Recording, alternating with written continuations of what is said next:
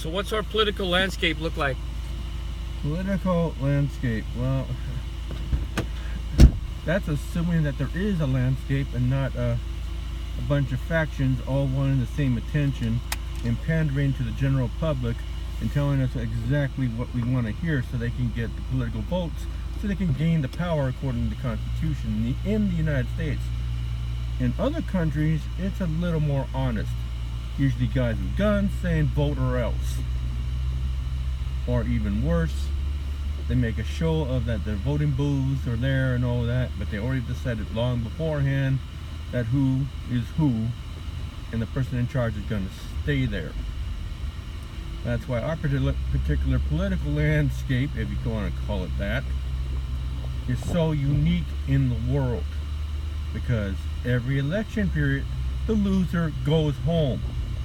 The loser does not rally their political forces in the military or in the streets, enforce their agenda no matter what. Case in point, Argentina. Case in point, Venezuela. Case in point, Nicaragua, until the Sandinista revolution, which surprisingly, they just wanted equal voting rights, but we didn't believe them because we thought back in the 70s and 80s they were communists, so therefore communist evil must be stopped at all costs. But that's a point for a different day. Our political landscape, we have two major political parties, which started out as one because the original political parties at the country's founding are no longer in existence. But the political viewpoints of which they all espouse have been part of the makeup since day one. You can talk to George Washington via a seance and he'll tell you all about the fact that his own guys got upset they weren't getting a fat pension and nearly overturned the government. That forced the Articles of Confederation to be rewritten into what we call the Constitution. The fact that we started out as 13 individual, don't give a shit about each other's states, and forced a federal government that said, hey, we'll all do what is compromised and generally beneficial to all. And the key word here is generally. Not everybody gets what they want on a compromise level government. A sore fact which has been very badly lacking in modern American politics, where it has been replaced with the Roman idea of winner take all. We're not founded on winner take all. We're founded on you have your chance, roll the dice, go for it. Don't come crying to me if you lose. Suck it up, buttercup kind of governments. That's what kept us going during the Civil War, what kept us going in the post-war periods.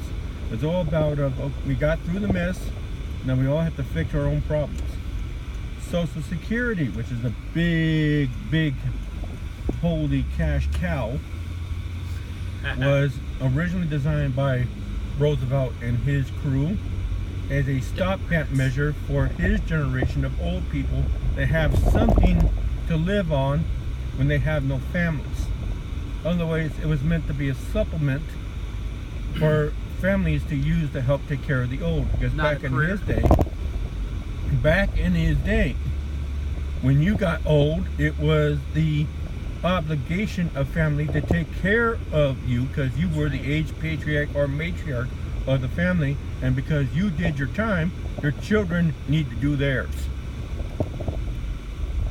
That has all changed with the advent of the 60s revolutions of me first, my needs only, my immediate needs, and I'm never going to get old. Haha! Sounds like the millennials. Millennials and the baby boomers. This is nothing new. I'm a baby boomer. Absolutely nothing new.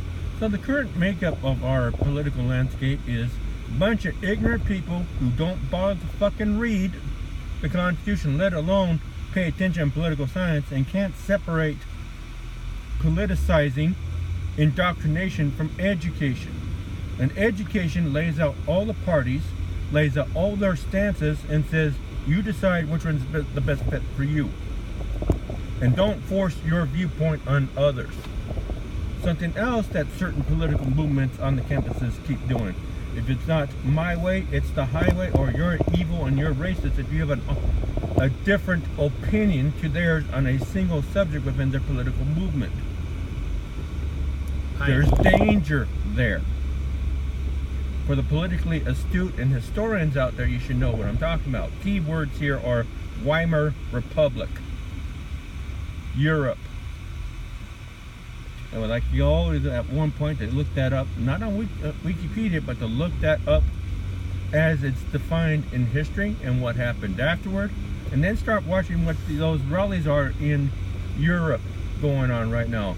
I'm seeing certain patterns over there, and it's not right. And I see a big pattern over here, and it's coming from the far left, which the Worker German Party was a part of. Everybody likes to say, oh, the certain parties were of the right. No, they were left, and far left, or central left. Because to this day, in certain circles, socialists are a bad word, and rightly so. A political movement founded by Karl Marx and his ideology, promoted by Lenin, Stalin, and their ilk, ended up setting Europe back 70 years because of the Cold War that resulted.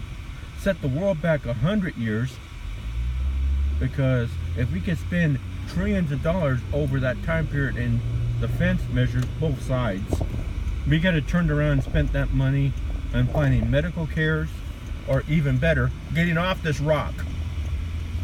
We could have be on the moon, Mars. We could be having a revolution in all kinds of expansions, jobs for everybody, because someone's got to crew the ships, someone's got to move the ore. We wouldn't have the global warming crisis because we'd be doing all our refinery in orbit where nothing's wasted. But no, we all have to be blind, poke fingers at each other, and blame everybody else but ourselves for the people we choose to vote for, instead of vetting them, which is what our primaries are for, making sure that the right people get through. Hillary got through, didn't she? No, she sold that up a year before she was the official nominee. There's a problem there, folks.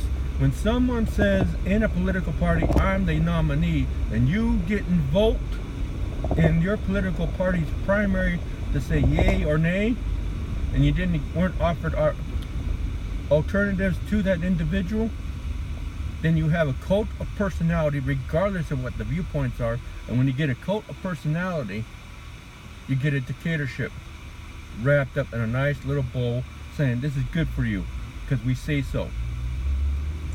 Look at Venezuela for the modern people and see how well that's working out. Socialism doesn't work. It's a great idea on paper. Communism is the same thing. It sounds great. Everybody working together for a common goal. Here's the problem though. Who sets the goal? What is the goal? What sacrifices are made by all for the goal? It hands power to dictators. It has been proven time and again. There is no fair communist state. There is no fair socialist state out there.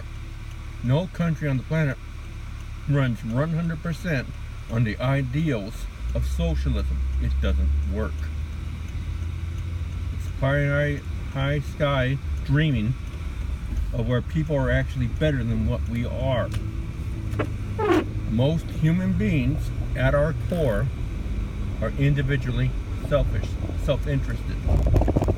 Why? Because that's what keeps our species alive.